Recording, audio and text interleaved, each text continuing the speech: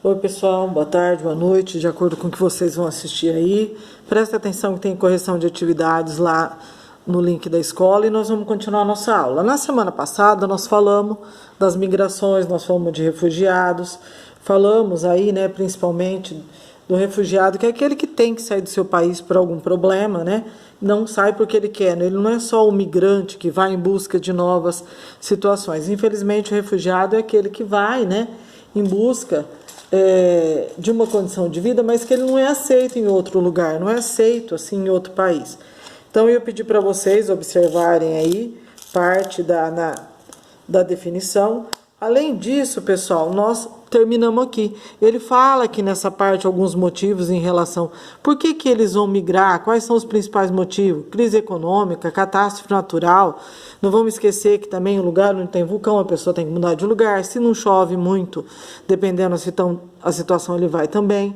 Situação de guerra, perseguição em relação à religião, perseguição política, dependendo o lugar, que foi onde nós paramos, tá? E o porquê que eles vão migrar, e tem alguns motivos aqui. A partir dessa aula, nós vamos ver fuga de cérebros, depois nós vamos ver a situação da xenofobia, nós vamos ver nesse mapa a quantidade de população que ele dá aqui de 2016, pessoas que morrem para atravessar, sair da América Central em direção aos Estados Unidos, a entrar em determinados países. O que é que esse mapa mostra? A quantidade, né, que nós vamos encontrar aí de mortes, né, infelizmente, de pessoas que estão tentando sair do país, que não vão de forma segura e acabam morrendo nessa travessia, nessa chegada. Depois nós vamos ver população e trabalho, as consequências do desemprego que leva. Lembrando que ele fala de consequências de desemprego, só que aqui ele vai dar alguns fatores de um período normal. Nós vamos lembrar que nós estamos em pandemia. Isso também é uma situação de consequência de desemprego, diminui a quantidade de consumo, vai diminuir a produção, consequentemente essas indústrias podem estar fechando e gera desemprego. Depois nós vamos estar vendo algumas situações em relação a siglas que a ONU vai lançar, a Organização das Nações Unidas, que acontece depois da Segunda Guerra Mundial. O Índice de Desenvolvimento Humano, como que ele calculou o desenvolvimento daquele grupo de países? Ele calcula uma média de 190 países no mundo. Tem alguns países que não têm essa classificação, nós vamos ver isso. Para calcular esse desenvolvimento humano, a gente precisa saber a situação da saúde do país. Essa situação da saúde é aquela, né, que a gente vai ver se a pessoa está bem cuidada, por isso ela vive mais, que é a expectativa de vida.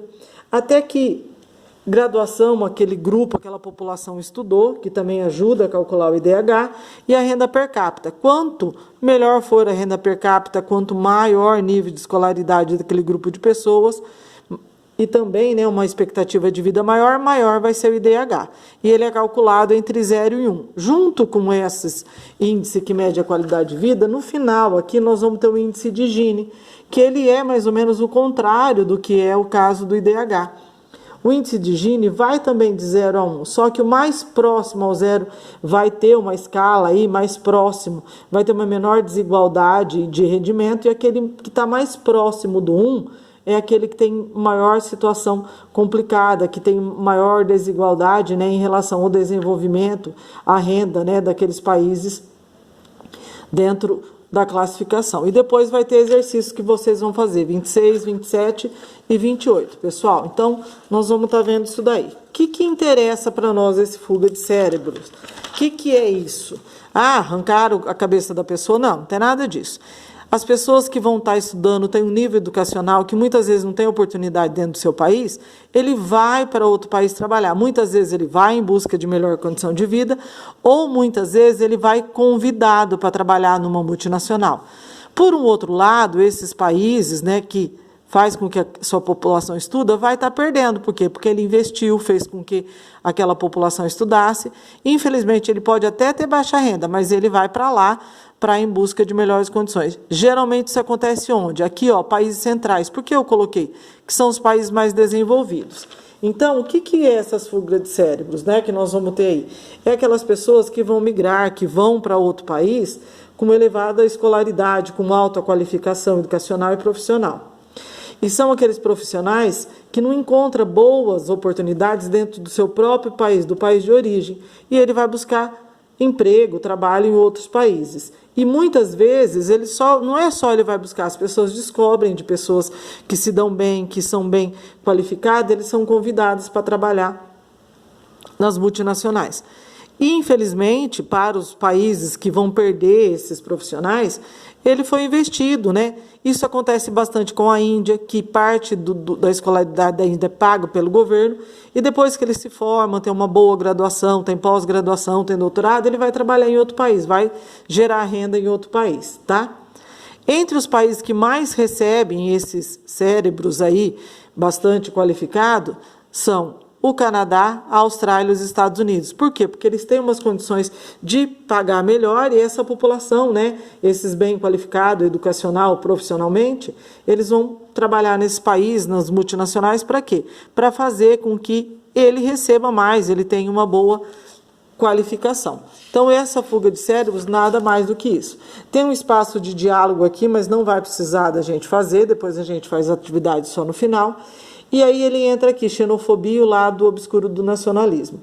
Primeiro, ele já define xenofobia. O que é? Intolerância, o ódio contra outra pessoa, contra a tua cultura.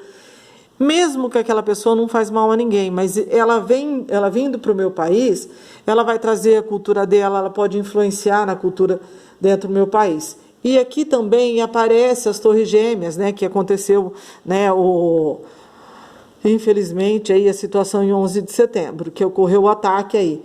E depois disso, essa xenofobia, o medo do outro de entrar no país, de ter essa liberdade, infelizmente vai ocorrer, não só nos Estados Unidos, mas ele vai falar também que acontece na Europa. Na Europa aparece bastante, ultimamente a gente fala bastante no 9º ano, na Alemanha, que aconteceu bastante isso, na França, porque teve alguns atentados graves lá dentro do país, porque eles vão estar recebendo uma quantidade de imigrantes. Olha aqui como eles querem entrar na Europa. Esses imigrantes são todos bons? Será que são todos? Ou tem aquele um que é mais radical? Então, tem isso aí que nós vamos estar vendo mais para frente. E nessa situação, medo do outro, a intolerância com o outro, né? Acontece aí que aquele imigrante que eles acham que vai tirar o seu serviço, tirar o teu trabalho, então eles já vão ter esse preconceito com o outro, o medo do outro. Na Europa também acontece bastante disso daí. Além da Europa, ó, olha aqui, ó, na divisa Estados Unidos e México. Então aqui ele mostra um mapa de pessoas que tentam entrar em grupo em vários locais do mundo e cada uma dessas situações vai ter um balãozinho mostrando o número de mortes. De pessoa tentar migrar, não é aquela pessoa que entra já com o passaporte todo carimbadinho, e aí o que acontece? Ela vai entrar de uma forma clandestina, uma travessia diferente. Essa travessia muitas vezes se for aqui, ó, no mar Mediterrâneo para entrar no sul da Europa, o que acontece? Não é uma embarcação de boa qualidade, então pode se afundar, morrer e assim por diante. Tá? Então, nós vamos observar esse número de mortes. Esses dados são de 2016. Essa população e trabalho, o que ele mostra aqui, né? Infelizmente, aí nós vamos ver como que o trabalho é importante para cada pessoa, para o grupo de pessoas. Isso o IBGE calcula, o Instituto Brasileiro de Geografia e Estatística, a quantidade de pessoas que vão estar trabalhando, que aparece PA, que provavelmente daqui a uns dias vocês vão fazer parte dessa estatística. População economicamente ativa, que é aquela que vende a sua mão de obra, o seu conhecimento, em troca de um salário. Isso é calculado aí, né, observado pelo IBGE. E essa população geralmente trabalha quanto? Mais ou menos, é claro que com o passar do tempo, ela pode ser maior, mas é entre 10 e 65 anos. Hoje, para aposentar, às vezes é até um pouquinho maior, mas é onde a força de trabalho de um país está, que é a população economicamente ativa. Isso acontece em todos os países, tá, pessoal? Depois disso, ele mostra algumas causas também em relação ao desemprego. Que causas nós vamos ter? Isso acontece em vários lugares do mundo, que é os robôs chegando nas indústrias, a automação, a mecanização da agricultura, tirando aquela população trabalhando na mão de obra e colocando várias máquinas, colheitadeiras, colocando tratores de última geração. Isso faz com que a população vai perder o emprego.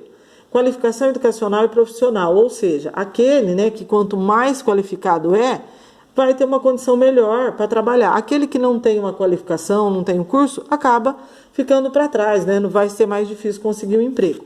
Então, as causas e consequências desse desemprego, o que leva a isso? O que isso leva a... Que consequência é essa? O desemprego vai afetar o funcionamento do governo de daquele determinado país, do Brasil, de qualquer lugar do mundo. Porque se não gera dinheiro, se eu não tenho uma quantidade de dinheiro gerando, o meu salário funcionando, eu vou ter a diminuição de consumo. Diminuindo o consumo, a industrialização não vai funcionar, o comércio não vai funcionar. Depois disso, nós vamos ter aqui, ó, o IDH e outros índices que mede a qualidade de vida, que vai até a página 26. Tem tarefa para fazer, tá, pessoal? São todos exercícios, até terminar aqui, qualquer dúvida pode me procurar. E aí, voltando no IDH. O que é esse IDH? E vocês vão ver isso até o 3º ano do ensino médio. O IDH, ele foi organizado depois da Segunda Guerra Mundial pela ONU.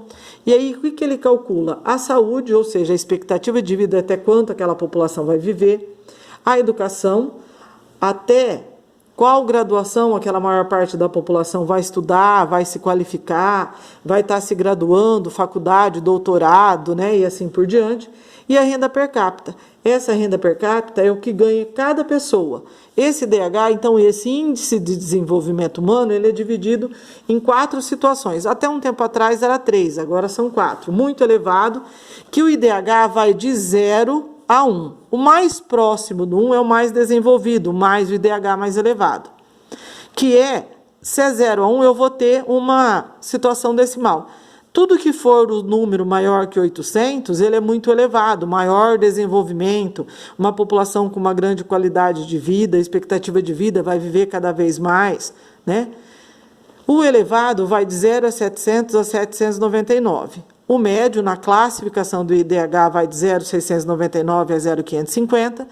E o IDH baixo é aquele grupo de países que tem uma média de uma soma que dá para a saúde, para a educação e para a renda per capita menor que 550. Geralmente, a maioria desses países de 0,550 são, infelizmente, países do continente africano. A maioria dos países muito elevado, nós vamos encontrar a maioria, não é uma regra, dentro do continente europeu. Depois daqui, pessoal, como ele está mostrando o índice, classificação aí, ele mostra aqui nessa parte uma outra classificação. Tem o IDH e a gente pode usar até, né, bem simples aí, seria o contrário do IDH, que é o índice de Gini. Aqui ele faz um comentário, que é de 1912, é antes do IDH, né, que o IDH é depois da Segunda Guerra Mundial depois de 1945. Ele é o contrário, ele também vai de 0 a 1. Só que o 0, no caso, é onde o grupo de países vai ter maior desenvolvimento, maior desigualdade em relação à renda. E aquele 1 é o menor desenvolvimento, a desigualdade de renda, menor quantidade de rendimento dentro do país. Tá? Então, ele calculou aqui, né, uma média, esse índice de Gini. Infelizmente, ele mostra a queda, desigualdade de renda dentro daquele país.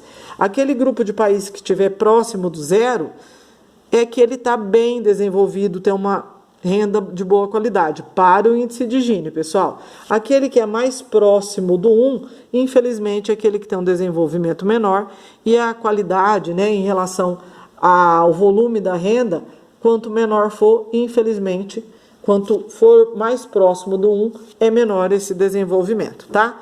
Tem atividades para estar respondendo aqui até a página 28, qualquer dúvida pode me procurar e até mais. E tem correção, pessoal. Outra coisa, lembrando aí, tá? Domingo, Dia das Mães, por favor, cumprimente cada uma a sua mãe, né? Um abraço em nome da escola e meu nome também. Pessoal, se cuida que a pandemia não acabou. Até mais.